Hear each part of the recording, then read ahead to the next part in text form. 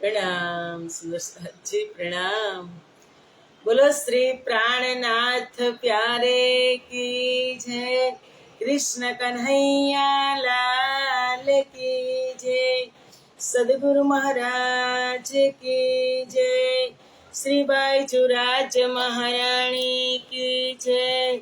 महाराजा छत्रसाल की जय। श्री तीनों पुरी धाम की जय। श्री परमहंस महाराज की जय। जगत गुरु श्री आचार्य महाराज की जय। कृष्ण प्रणामी धर्म की जय। समस्त सुंदर साथ की जय। प्रणाम सुंदर साथ जी प्रणाम। वंदो सतगुरु चरण को, करो प्रेम प्रणाम। अशुभ हरन मंगल करन, धनि श्रीदेव चंद्र जीना। श्री प्राणनाथ निज मूलपति, श्री महाराज सुनाम। तेज कुंवरी श्यामा युगल को, पल पल करूं प्रणाम। पल पल करूं प्रणाम।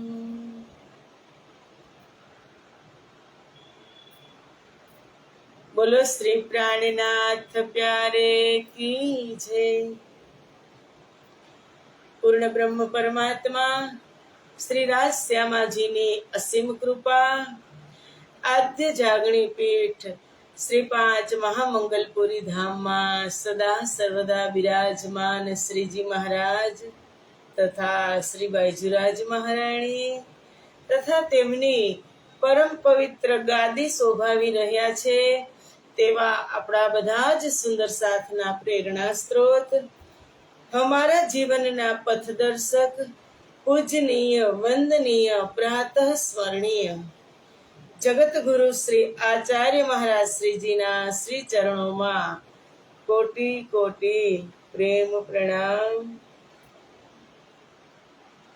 फेसबुक तथा यूट्यूब ना माध्यम थी चर्चा श्रवण करी रह्या छो तेवा राजी महाराज ना अत्यंत लाडीला धर्म प्राण धर्म शिरोमणि सुंदर साथ जी तमारा हृदय में विराजमान श्री राज श्यामाजी ना श्री चरणों में कोटि कोटि प्रेम प्रणाम। ए प्रणाम सुंदर साथ जी प्रणाम। आओ आत्मानो आहार अमृतनी एक बूंद। हमारी इंद्रावती जी सखी सदगुरु प्रत्ये अपार विरह करी रही छे। एक एक अंग प्रत्यंग ने फटकार्या छे, धिक्कार्या छे के आवा सदगुरुनी ओळखाण ते न करी हे जीव दुष्ट जीव अने तो एम ज बेसी रह्यो। एक एक बुद्धि ने फटकारे छे, मन ने फटकारे छे, जीव ने फटकारे छे, नेत्र ने, नासिका ने, कान ने, बधा ज अंग ने फटकारे छे। शुं काम के ते त्यारे काई काम आव्या नहीं। एटला माटे के ते मने थोड़ीक तो सावचेत करी होत तो हूँ मेड़ी मंदिर जवानी ज नहोती, पण एक पण अंगे सावचेत कर्या नहीं सुंदर साथी। एटले इंद्रावती फटकारे छे अने आपणे तो एनी जेम अंगो तो सावचेत करवाना ज नथी, करवाना छे નથી કરવાના, ખબર જ નથી પડવાની ક્યારે ફટાક્યો થઈ જશે. પણ અત્યારે સાવચેત કોણ કરી રહ્યું છે તમે થોડુંક વિચારજો. અત્યારે આ તારતમના માધ્યમથી, આ વાણીના માધ્યમથી જે ઇન્દ્રાવતીએ વિરહ કર્યો છે ને, એ આપણને સાવચેત કરી રહ્યું છે કે જેવી હાલત ઇન્દ્રાવતીની થઈ આપણી થવાની જ છે, પણ આપણે સાવચેત થઈ જઈએ કે આપણે સમયસર ઓળખાણ થઈ જાય, સદગુરુ મહારાજની ઓળખાણ થઈ જાય. અને એ સદગુરુ મહારાજ અત્યારે ક્યાં છે સુંદરસાજી? આપણી વચ્ચે જ છે, ક્યાંય ગયા નથી. એ મોટી જિમ્મેદારી લઈ અને આવ્યા છે કે જ્યાં પોઢશું ભેગા અને જાગશું પણ ભેગા. અને એ સદગુરુ મહારાજ જ્યારે અંતર ધ્યાન થયા ત્યારે પારાવાર દુઃખ થયું, વિરહ થયો ઇન્દ્રાવતીને.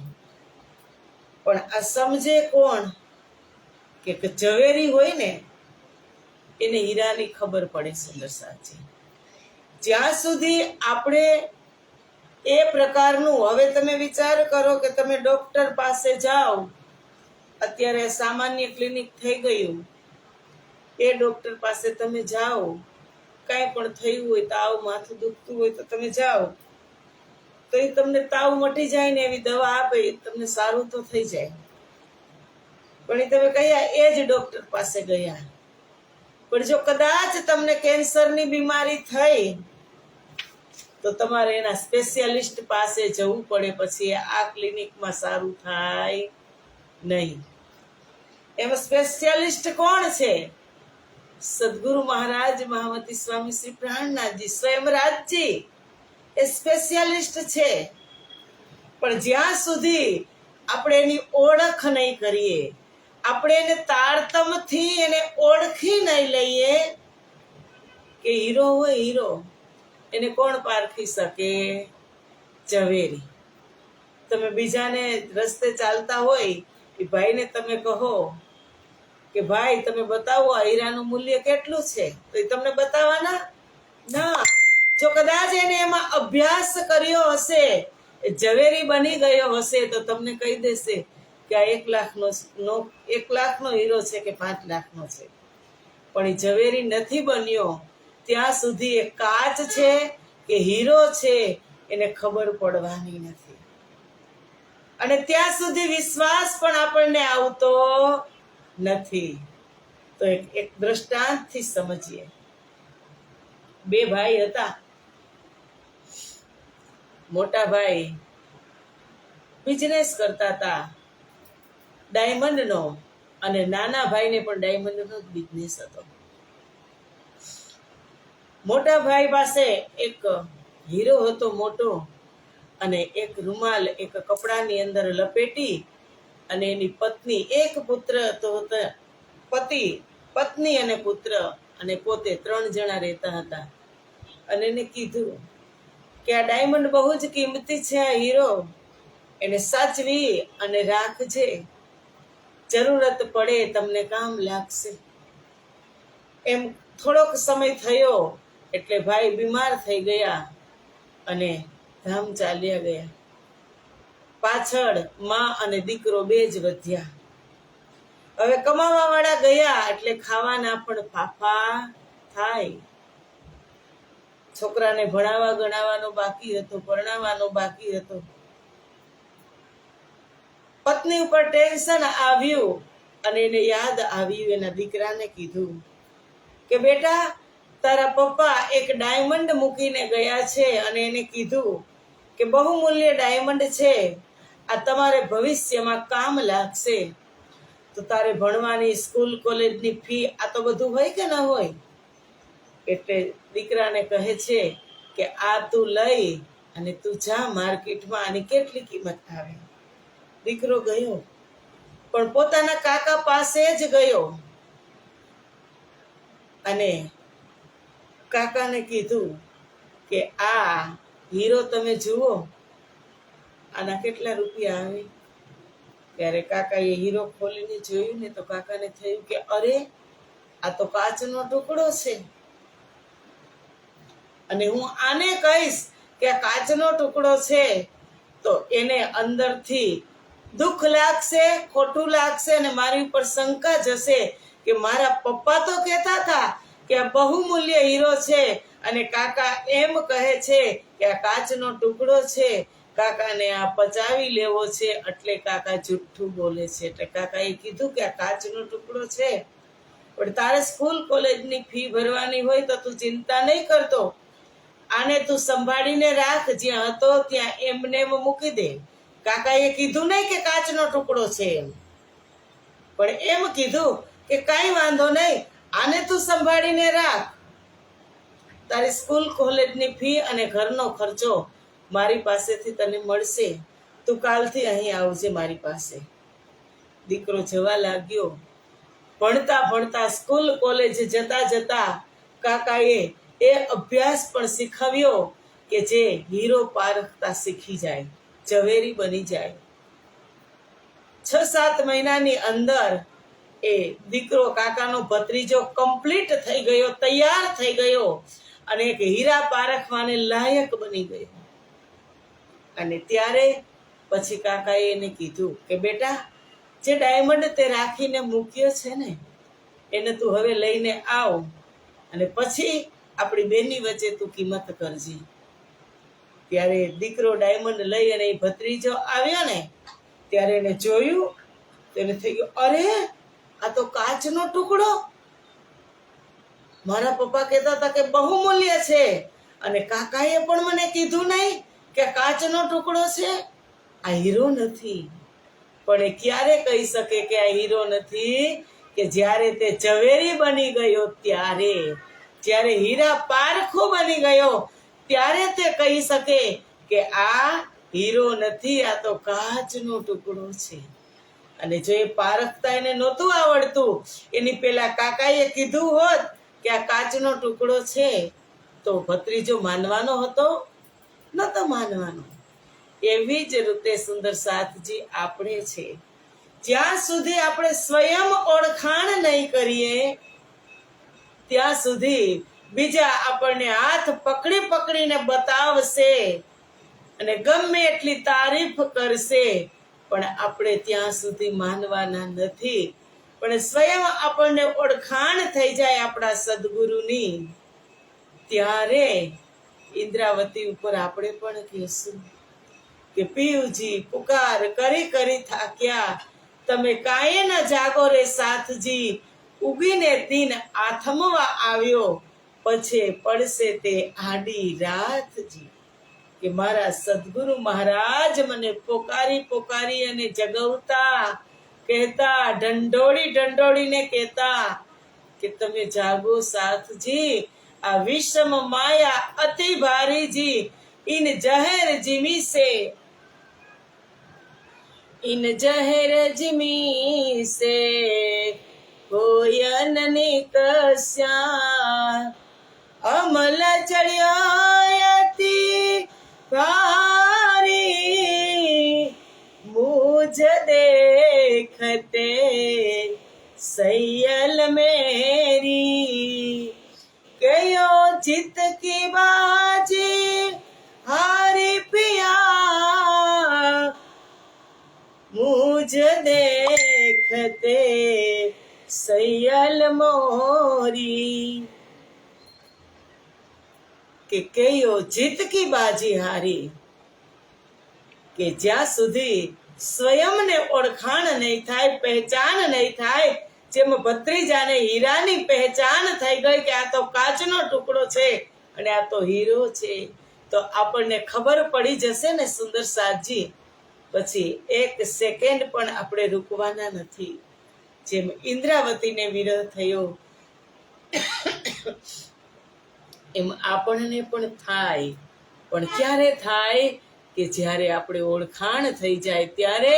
એમ ઇન્દ્રાવતી તેના અંગ પ્રત્યંગને ફટકારે છે કે એરે ધની મેરે ચલતે, ના તૂટી રગા ક્યો રહી ખાલ રે, રૂપ રંગ રસ લેગે ક્યો ના પડી આગ જાલ રે. कि हे मारी हे मेरे धनी मेरे चलते ना तूटी रगा क्यों रही खाल रे કે આવું તારતમ જ્ઞાન આપવા વાળા કે આવું સચોટ જ્ઞાન આપવા વાળા મારા સદગુરુ ધામ ચાલ્યા જતી વખતે મારા શરીરની નસો તૂટી કેમ ન ગઈ, આ ચામડી કેમ આવીને આવી જ રહી ગઈ, આ નશ્વર શરીર રૂપ રંગ રસ લઈ અને વિરહની જવાળામાં બળી કેમ ન ગઈ।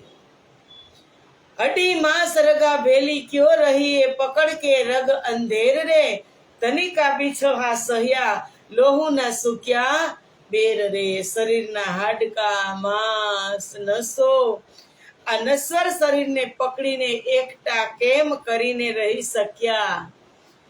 આ બધાએ સદગુરુનો વિરહ કેવી રીતે સહન કરી લીધો કે તે વખતે શરીરનું લોહી કેમ સુકાઈ ન ગયું? अंग मेरे आकार के सातों घात धात ना गई क्यों सुकरे, अहेरन धन के बीच में क्यों ना हुई भूख भूख रे। मारा शरीરના અંગ પ્રત્યંગ અને સાતેય ધાતુ, આપણા શરીરની અંદર 7 પ્રકારની ધાતુ છે સુંદર સાથજી, કે છે રસ, રક્ત, માંસ, મેદ, અસ્થિ, મજ્જા અને શુક્ર। આ 7 ધાતુ છે। ઇન્દ્રાવતી કહે છે કે સુકાઈ કેમ ન ગઈ? વિરહની અગ્નિમાં તે બળી કેમ ન ગઈ? અને એરણ અને ઘણની વાત કરે છે કે એરણ ઘણ કે બીચ મેં ક્યો ના હુઈ ભૂખ ભૂખ રે।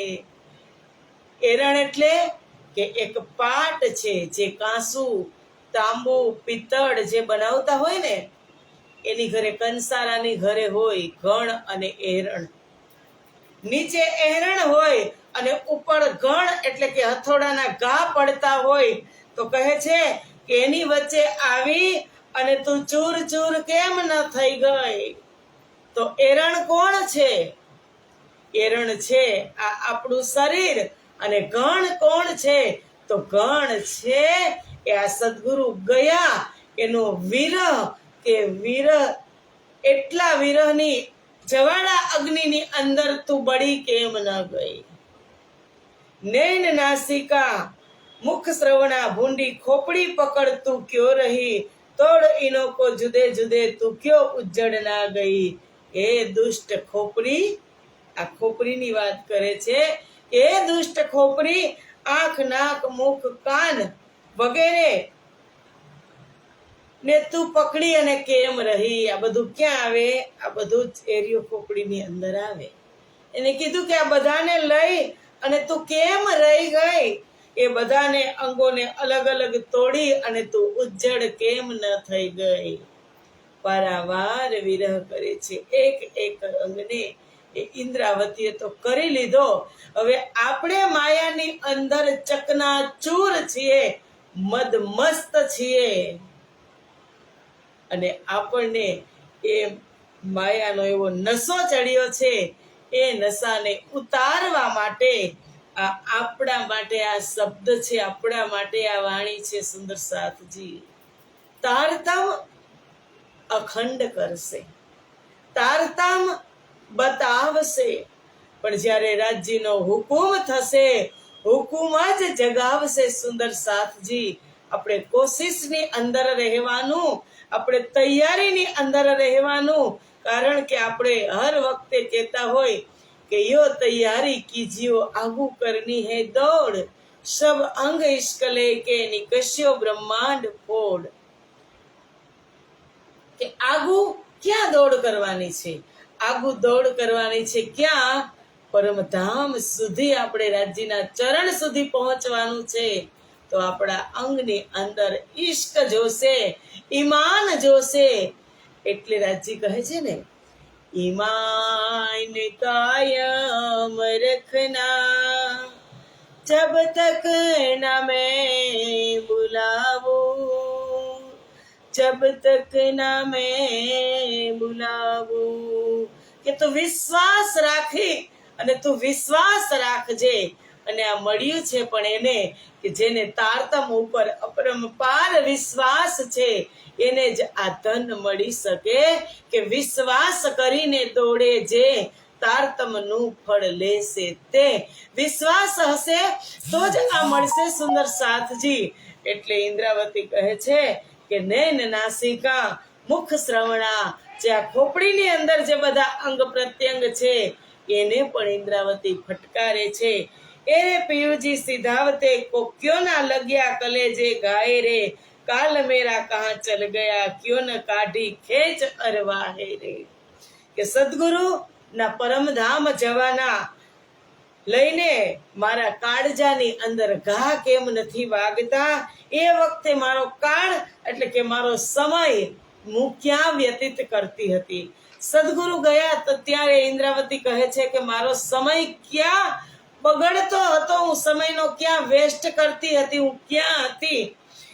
તેણે મારા આત્માને ખેંચીને બહાર કેમ ન કાઢ્યો, એ સમયે મને કેમ ન બતાવ્યું. સાથજી સાવચેત હોઈયો કે સમય બતાવે બધું. કહે છે ને સમય સમય બળવાન હે નાહી પુરુષ બળવાન, કાબે અર્જુન લૂટ્યો વહી ધનુષ વહી બાણ. સમય અત્યારે આપણો પહોરો છે, આપણે આ તારતમના વારિસદાર છીએ, આપણો જ સમય છે. આ બધા જ શાસ્ત્રો આવી અને તારતમની અંદર સમાહિત છે. એક તારતમ તમે લઈ લ્યો એટલે પછી કાંઈ જ જરૂરત પડતી નથી, એની અંદર બધું જ સમાહિત છે. એટલે કીધું સમય સમય, અને એ સમય મારીને તમારી પાસે છે. એટલો સરસ ગોલ્ડન ચાન્સ તમે કહો, સુવર્ણ તક તમે કહો, એ આપણા સુંદર સાથ પાસે છે. અને જો આ સમય ચાલ્યો ગયો, સમય કેનો સમય ચાલ્યો જશે? આનો. આ તો દરરોજ ઘડિયાળનો કાંટો કરે ટક ટક ટક, અને એમ જિંદગી મારીને તમારી થાય છે કટ કટ કટ.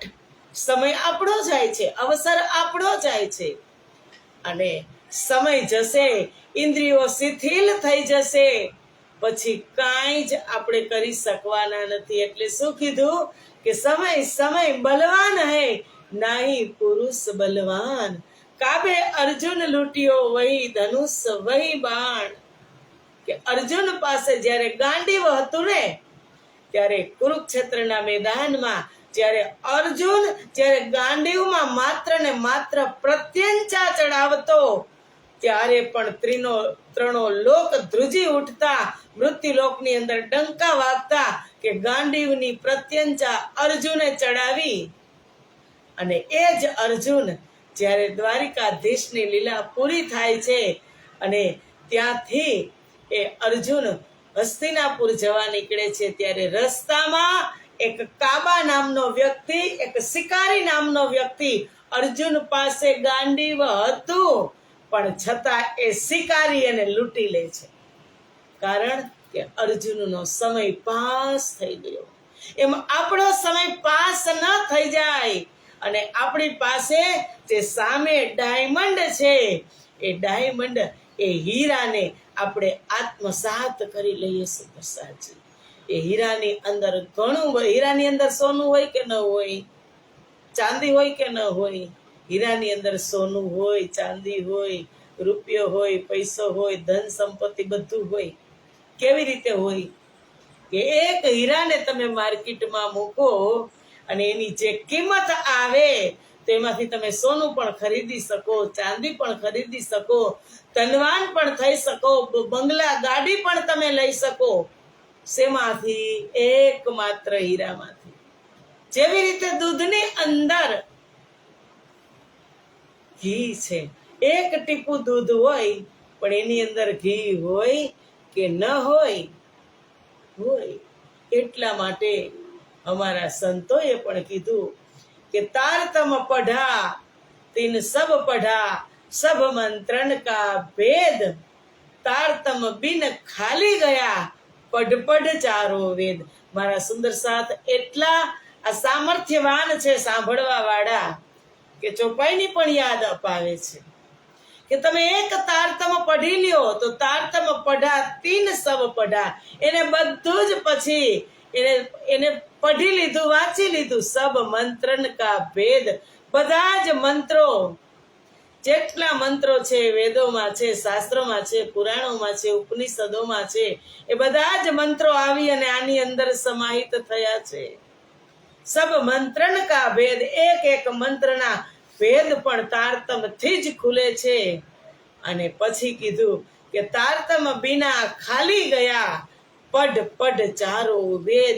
જો તમે 4 વેદ, 18 શાસ્ત્ર, 6 શાસ્ત્ર, 18 પુરાણ, 108 ઉપનિષદ બધા જ ના તમે પારાયણ કર્યા, પાઠ કર્યા, મંત્રોચ્ચાર કર્યા, પણ જો અગર તારતમ ન કર્યો તે બધા જ ખાલી ગયા. તારતમ બિના ખાલી ગયા. એ તારતમ છે. કેના હૃદયની વાત છે? કે તારતમ કા બલ કોઈ ન જાને, એક જાને મૂલ સ્વરૂપ. मूल स्वरूप की चित की बात तारतम में कई रूप प्याजी. तारतम का बल કોઈ ન જાને, કે તારતમનું બળ કોઈ સમજી શક્યું નથી. કોણ સમજે છે? કે એક મૂળ સ્વરૂપ પરમધામની અંદર પરમાત્માનું એક નામ છે, મૂળ સ્વરૂપ. તારતમની અંદર કેટલી શક્તિ છે ને એ રાજ્ય સિવાય કોઈ જાણી શકતું જ નથી. અને એ તારતમ, એ અપાર શક્તિ રાજ્ય મહારાજના હૃદયની વાત, હૃદયનો પ્રેમ આ સંસારની અંદર એક બૂંદના રૂપમાં પ્રગટ થયો. અને એ બૂંદ આ સંસારની અંદર આવી અને લીલાના માધ્યમથી સદગુરુ ધણી શ્રી દેવચંદ્રજી અને મહામતી સ્વામી શ્રી પ્રાણનાથજીએ લીલાના માધ્યમથી એ બૂંદનો વિસ્તાર કર્યો. કે એક બૂંદ આઈ હક દિલ સે, તીન કાયમ કિए थीर चर.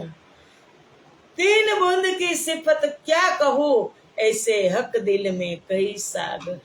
કે એક બુંદ આઈ હક દિલ સે, તીન કાયમ કિए थीर चर.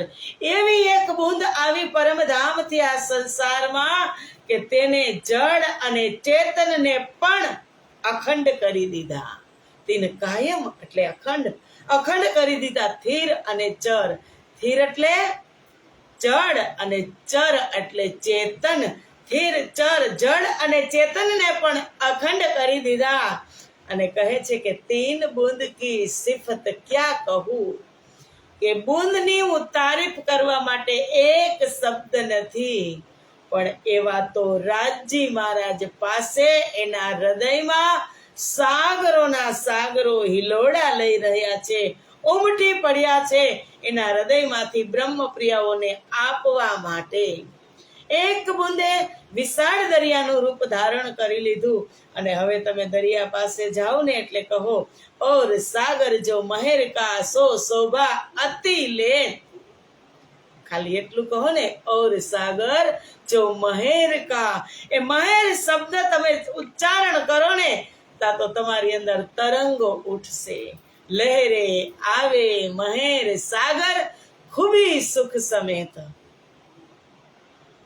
કે જે લહેરો આવી રહી છે, મોજ આવી રહી છે, એ મારી અંદર મસ્તી ભરી દે છે. કે લહેરે આવે મહેર સાગર ખૂબી સુખ સમેત.